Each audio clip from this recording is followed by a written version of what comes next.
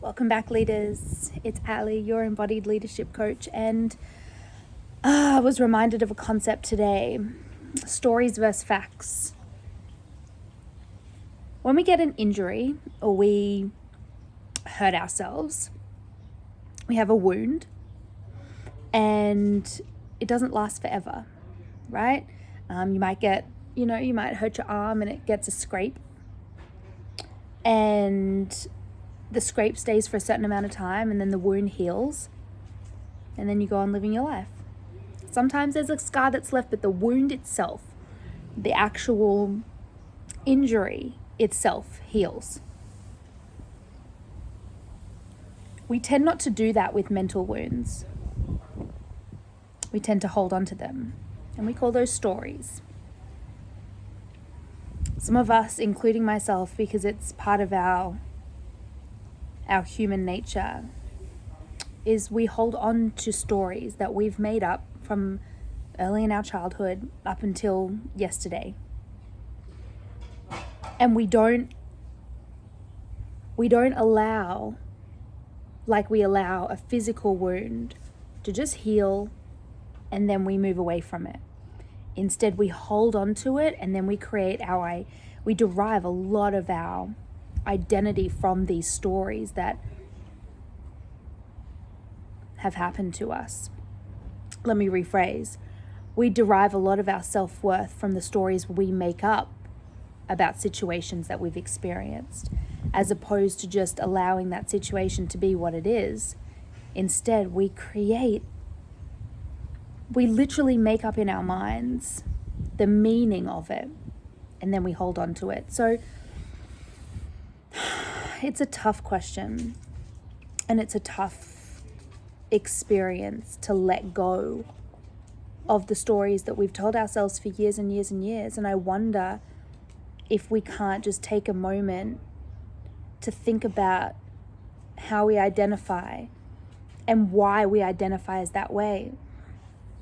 I have a story that I've made up around being controversial. I'm surrounded by animals this morning. This need to be controversial, it's a story, and it's part of this identity that I have really adopted based on situations as a kid where I felt like I was wanting attention or needing validation. And therefore I've made up this story that in order to get that attention, I need to be controversial.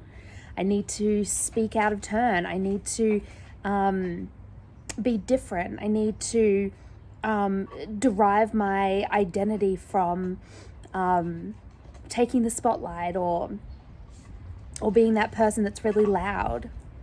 And therefore, at 29 years old, it's still a part of me, and it's still something that I'm continuously trying to disassociate. So let me ask you, what are the stories that you're making up? Because all they are stories. And when we can disassociate from the story and understand that all we are is the present moment, and all we have is the present moment, which means that we don't need to hold on to the stories we made up about ourselves or the stories that have been projected onto us, because we also adopt a lot of stories that aren't ours, that we haven't written, that we haven't authored, that we haven't edited or published ourselves. We take them on from other people. How can we let those stories go and just be? And move forward like a physical wound, just allowing it to be there, to heal, and to move on. So the next time that you start your sentence with, I am X, Y, and Z, just stop and have a think. Why are you like that? The next time you make up a story about a situation that just happened, well, they did that, and then this happened, and stop yourself, take a deep breath, breathe into the present moment. And notice, moving forward, how you operate out of a place of past stories as opposed to presence. Bit of a reflection for today. All right, this puppy dog needs some attention. Yeah. Thanks for listening, everyone. Hope that served you. Comment below what you took away from it. I'd love to know what are the stories that we make up about ourselves. And yeah, be present. See ya.